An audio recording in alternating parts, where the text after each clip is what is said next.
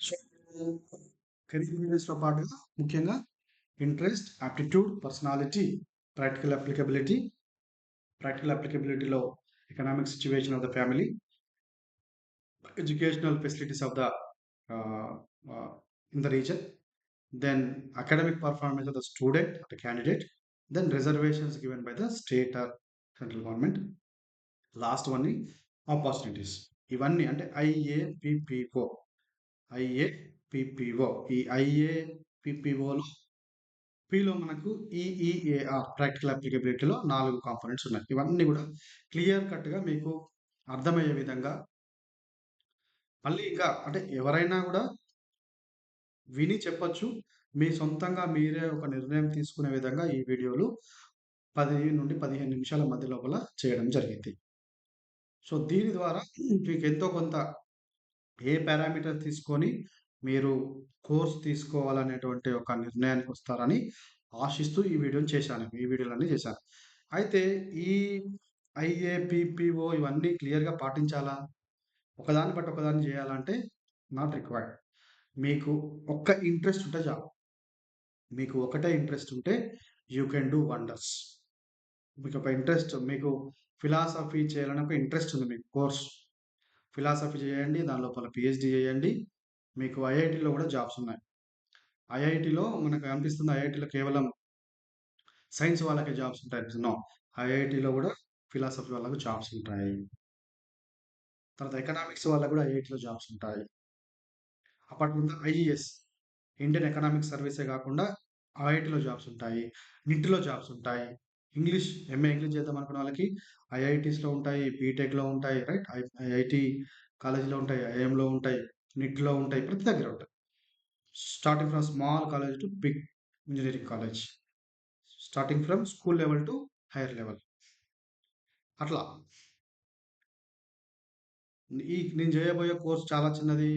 ఈ ఉన్నాయో job opportunities బాగా తక్కువగా ఉన్నాయి. మరి నాకు జాబ్ వస్తుందా రాదా అంటే మీ స్కిల్ బట్టి డెవలప్ అవుతుంది. మీకు ఇంట్రెస్ట్ ఉండాలి. ఇంట్రెస్ట్‌తో పాటు స్కిల్ ఉండాలి. లేదు నాకు బాగా ఇంట్రెస్ట్ ఉంది. ఏదో ఎంఏలో కోర్స్ చేశాను. ఎంఏ ఫిలాసఫీ చేశాను. ఏదో యూనివర్సిటీలో ఫుడ్ కోర్స్ చేశాను. నేను కాలేజీలకి అటెండ్ కాలేదు. జస్ట్ పాస్ అయ్యాను. బట్ నా దగ్గర 78% ఉంది. మరి జాబ్స్ నాకు ఐఐటీలో జాబ్స్ వస్తలేదు. నాకు పీహెచ్‌డీ కూడా ఉంది. మరి ఐఐటీలో జాబ్ వస్తదంటే రాదు. ఎందుకంటే you did not gain any skill from your MA philosophy or PhD philosophy.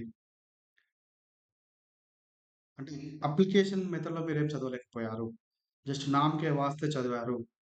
దాంతో పాటు మేబీ మీరు ఫుడ్ కోర్స్ చేశానని చెప్పాను కదా! అంటే ఎవరో ఒకరు చేసుండొచ్చు. ఆ ఫుడ్ కోర్స్ మీరు ఎందుకు చేశారంటే ఒక బ్యాక్ సపోర్ట్ కోవడానికి చేశారు. ఆ ఫుడ్ కోర్స్ ఎందుకు చేశారు మీరంటే you may be preparing for some other job. Teacher job కావచ్చు, పోలీస్ జాబ్ కావచ్చు, గ్రూప్ 1 కావచ్చు, గ్రూప్ 2 కావచ్చు, గ్రూప్ 4 కావచ్చు. ఏది జాబ్ మీరు ఇంకా వేరే గవర్నమెంట్ జాబ్ ప్రిపేర్ అయ్యి కావచ్చు. ఆ గవర్నమెంట్ జాబ్ ప్రిపేర్ అయ్యే టైంలో దీని పైన చదవడానికి టైం లేదు, కాన్సంట్రేషన్ లేదు, ఇంట్రెస్ట్ లేదు. అందువల్ల మీకు స్కిల్స్ రాలేదు. సో, అక్కడ ఆ జాబ్ మీకు వస్తే నో ప్రాబ్లమ్. వేరే స్టేట్ గవర్నమెంట్ జాబ్ కానీ, సెంట్రల్ గవర్నమెంట్ జాబ్ వచ్చినప్పుడు దేర్ ఇస్ నో ప్రాబ్లమ్. ఎప్పుడు ప్రాబ్లమ్ అయితది మనకు? ఇక్కడ ఈ జాబ్ రానప్పుడు, ఇక్కడ ఫిలాసఫీలో కూడా నేను ఎక్సెల్ కానప్పుడు, అప్పుడు actual real problem will be started.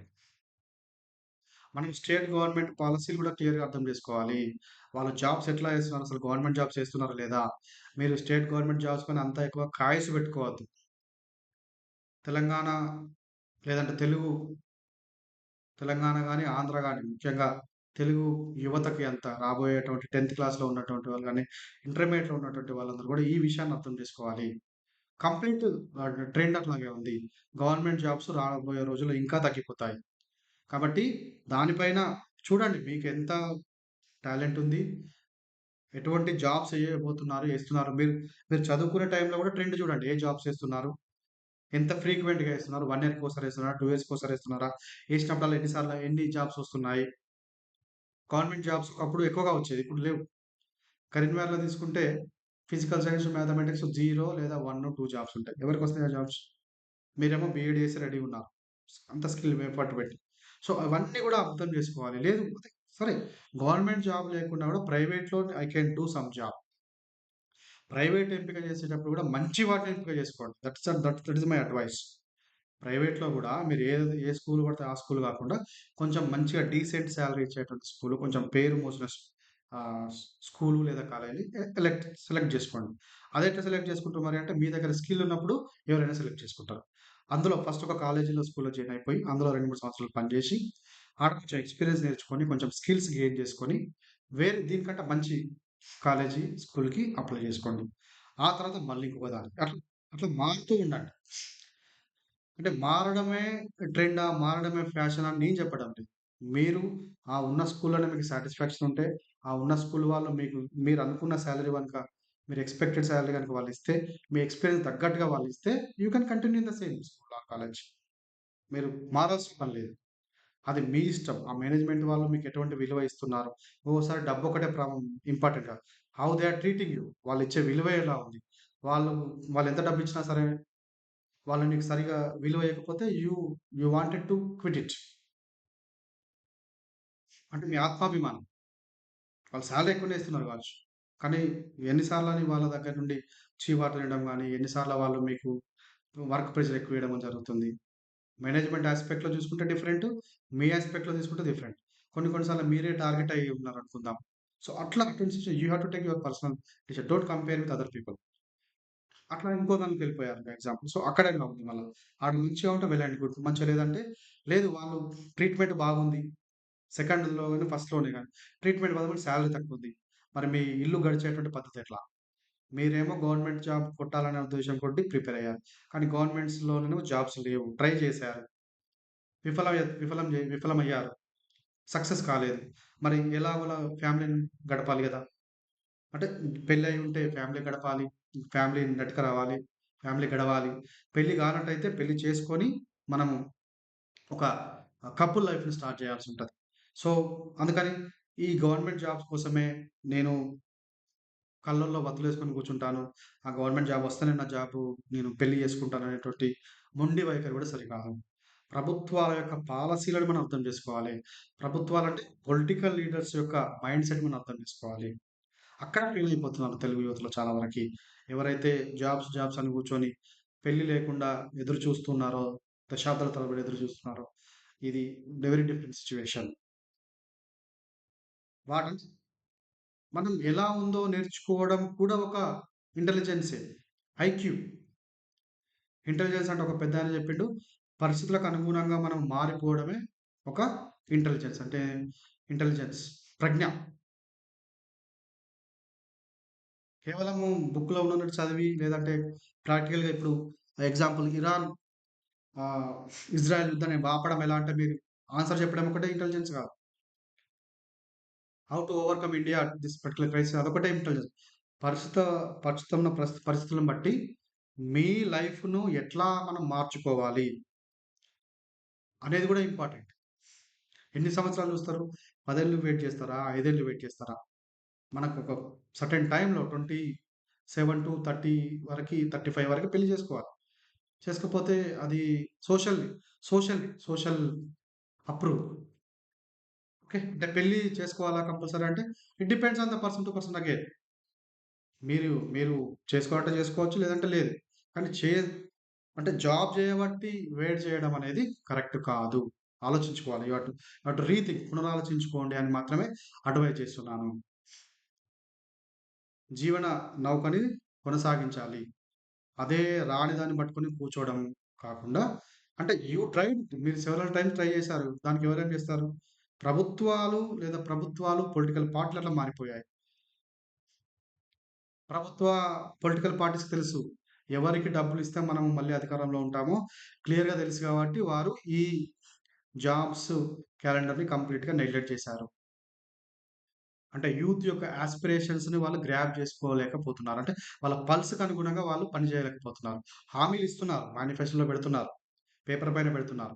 కానీ once they are coming to the power they are unable to implement them. Especially job guarantees ఇవ్వడం గాని, రెగ్యులర్‌గా జాబ్స్ చేయడం గాని చేయలేకపోతున్నారు. వారికున్న కారణాలు ఇది. అధికారం అంటే వాళ్ళ కాలిక్యులేషన్స్ వాళ్ళకున్నాయి. వాళ్ళ ఈక్వేషన్స్ వాళ్ళకున్నాయి. ఇక్కడ ఎవరిని తప్పట్టడానికి పని లేదు. మనం గూడా ఓటేస్తున్నాం. మనం ఎంత నిజాయితీగా ఓటేసినా గూడా అంటే ఈ జాబ్స్ ప్రిపేర్ అయ్యేటువంటి వాళ్ళు, మన ఇంట్లో కూడా కొన్ని కొన్ని సార్లు డబ్బులొస్తాయి. ఓటు ఓటు ఓటు అంటే పోటీ చేసేటువంటి వాళ్ళు ఇచ్చే డబ్బులు మన ఇంట్లో కూడా వస్తాయి. అంటే మీరు తీసుకోకపోవచ్చు. As a candidate, as a educated person, as a honest person you may not be taken. But your parents have also taken in some situation. అట్లా అయిపోయింది. అంటే politics are very costly and they are trying to pay money.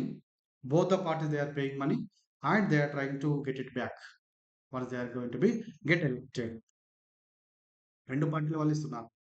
So, ఆటోమేటిక్‌గా వాటికి ఎక్కువ ఎలా మనం మళ్ళీ గెలవాలి అనే దాని పైన వాళ్ళ ఫోకస్ ఎక్కువైపోయింది గానీ, యూత్‌కున్న యాస్పిరేషన్స్ ఏంటిది? ఎటువంటి అంటే మినిమమ్ గవర్నమెంట్ అనేది నడిపియాలి. మినిమమ్ గవర్నమెంట్ నడిపియడానికి పోలీసులు కావాలి ముఖ్యంగా. సో, ఆ జాబ్స్ చేస్తున్నారు. మిగతాయన్ని కూడా out sourcing, contract. Government schools తీసుకుంటే అటెండర్ పోస్టులు లేనే లేవు చాలా సంవత్సరాలు బట్టి. సో, ఇటువంటియన్నీ గూడా మనం క్లియర్‌గా అర్థం చేసుకొని IAPPO interest, aptitude, personality, practical applicability and opportunities. ఈ ప్రాక్టికల్ అప్లికేబిలిటీ నేను చెప్పిన విషయాలన్నీ వస్తాయి. ఈ పాలిటిక్స్ ఎట్లా మారుతున్నాయి వితిన్ కంట్రీలో, వితిన్ స్టేట్‌లో, మన తెలుగు స్టేట్స్‌లో గాని, తెలంగాణ ఎలా మారిపోతున్నాయి? వాళ్ళ ప్రయారిటీస్ ఎలా ఉన్నాయి? వాళ్ళు ఎంత ఫ్రీక్వెంట్‌గా జాబ్స్ చేస్తున్నారు జాబ్ క్యాండిడేట్స్ అవన్నీ coming under practical applicability. I can say ఈఈ ఏ ఈఈ ఏఆర్‌పీ అని పెట్టుతాను. Politics are priorities. ప్రాక్టికల్ అప్లికేబిలిటీలో economic situation, educational facilities, academic performance of the candidate, రిజర్వేషనే కాకుండా పొలిటికల్ ప్రయారిటీస్, రాజకీయ ప్రాధాన్యాలు ఎలా ఉన్నాయి? ఓకే. షాదీ ముబారక్, కళ్యాణ లక్ష్మి, ఓకే. రకరకాలుగా ఉన్నాయి. అదొక్కటే కాదు ఎన్నో ఉన్నాయి స్కీమ్‌లు. మరి అవి కాకుండా యూత్‌కి ఏం జాబ్స్ ఉన్నాయి? సెల్ఫ్ ఎంప్లాయ్‌మెంట్ ఉంటది. ఒక్కోసారి సెల్ఫ్ ఎంప్లాయ్‌మెంట్ గురించి ఆలోచించుకోవాలి మనం. రైట్? సో, దాని తర్వాత ఆపర్చునిటీస్ వస్తాయి. Opportunities are also related to maybe politics. Political పార్టీస్‌ల యొక్క మేనిఫెస్టోలు, వాళ్ళిచ్చినటువంటి హామీలు, తర్వాత వాళ్ళు అధికారంలోకి వచ్చిన తర్వాత వాళ్ళు ఇంప్లిమెంట్ చేసేటువంటి విధానాన్ని బట్టి ఆపర్చునిటీస్ వస్తాయి. హైదరాబాద్‌లో ఎందుకని సాఫ్ట్‌వేర్ ఇండస్ట్రీస్‌లు వచ్చినాయంటే స్టేట్ గవర్నమెంట్ పాలిసీ. కర్ణాటకలో ఆర్ బెంగుళూరులో ఎందుకంత ఫేమస్ అంటే అది. పుణె గూడా అంతే. ఒక్కొక్క దగ్గర ఒక్కొక్క ఉదాహరణకి వారణాసి తీసుకుంటే వారణాసి టూరిజం రిలేటెడ్ జాబ్స్ ఎక్కువగా ఉంటాయి. గవర్నమెంట్ గాదు ప్రైవేట్‌లో within private. It is for self employment purpose. So, వారణాసిలో అంతా ఈ టూరిజం రిలేటెడ్. లేదంటే యాదగిరిగుట్ట దగ్గర తీసుకుంటే టూరిజం రిలేటెడ్. లేదు సమ్మక్క సారక్క కావచ్చు, వరంగల్ తీసుకుంటే కూడా టూరిజం రిలేటెడ్ అట్లా. సో, ఆ అపార్చునిటీస్ రావాలన్నా గూడా పొలిటికల్ పార్టీస్ యొక్క పాలిసీని బట్టి అపార్చునిటీస్ వస్తాయి మనకు. ఓకే. సో, ఇవన్నీ ముఖ్యమైనటువంటి విషయాలు. ఇవన్నీ కన్సిడర్ చేసుకొని, సరే ఇవన్నీ ఏమి లేకున్నా గూడా మీకు ఇంట్రెస్ట్, స్కిల్స్ ఉంటే మీరు ఏ జాబ్ అయినా సాధించేటువంటి అవకాశం ఉంటది. ఇవన్నీ ఒక ఈ ఐఏపీపీఓ అనేటువంటి ఇయాపో అనేటువంటి ఈ చిన్న ఫార్ములా అనేది జస్ట్ జనరల్ అవేర్‌నెస్ కోసమే. మీకు నార్మల్‌గా, మీకు జనరల్‌గా, మీకు నిజంగా ఇంట్రెస్ట్ అండ్ స్కిల్ ఉంటే మీరు ఏ జాబ్‌లో ఉన్నా, ఏ కోర్స్ చేసినా, ఫిలాసఫీ చేసినా, జ్యోతిష్యం చేసినా, తెలుగు చేసినా, ఉర్దూ చేసినా, సోషాలజీ చేసినా, లైబ్రరీ సైన్స్ చేసినా, ఓకే. ఆస్ట్రానమీ చేసినా, ఏది చేసినా ఇది అదని కాదు నేను చెప్పేది. ఇది తక్కువ, అది ఎక్కువ అని కాదు. మీరు ఏ కోర్స్ చేసినా కూడా మీకు ఇంట్రెస్ట్ అండ్ స్కిల్ ఉంటే you can get any job anywhere in the world. Sky is the limit. Remember, sky is the limit in this globalization world. However, the sky again, the limitations are maybe the opportunities are maybe limited due to geopolitics. రకరకాలుగా అంటే ఉదాహరణకి USA తీసుకుంటే H1B visa యొక్క number తగ్గియడం, restrictions పెట్టడం. Okay. అటువంటి కారణాల వల్ల maybe it is decreasing. Thank you. But otherwise if you have ah, interest and skill, you will get lot of opportunities. At least కానీ ఇంట్రెస్ట్, స్కిల్ లేకుండా నా దగ్గర సర్టిఫికేట్ ఉంది, కోర్స్ ఉంది, నాకు ఇన్ని మార్కులున్నాయి, అన్ని మార్కులుంటే పనికిరాదు. అంటే మీకు ఇంట్రెస్ట్ ఉంటేనే స్కిల్స్ వస్తాయి. అంటే interest is the number 1. Interest is the mother of any job. Interest is the mother of any job. The second one is aptitude. అంటే స్కిల్స్. మీరు పెంచుకోవాలి. మీకు సొంతంగా ఉన్నా లేదా మీరు ట్రైనింగ్ ద్వారా వచ్చినా మంచిదే. ఆ స్కిల్స్ మీరు పెంచుకోవాలి. మీకున్నటువంటి ఆహ్, మీరు పుట్టుకతోటి వచ్చినటువంటి ఆ లక్షణాలు ఇంకొంచెం మెరుగుపరుచుకోవాలి. ఆల్రెడీ మీకు పుట్టుకతోటి వస్తే పాటలు మంచిగా పాడుతున్నారు. ఓకే. బట్ ఇంకా కొంచెం రకరకాలుగా పార్టిసిపేట్ అయ్యి కొంచెం ట్రైనింగ్ తీసుకొని ఇంకా పెంచుకోవాలి. లేదు మీకు పుట్టగానే మీకు పాటలు పాడడం రాదు. కానీ మీకు ఇంట్రెస్ట్ ఉంది. So, you can join some uh, join under some instructor, some coach, then you can improve it. So this is the way. If you have interest and aptitude or skills, you will shining like a good star. Thank you so much.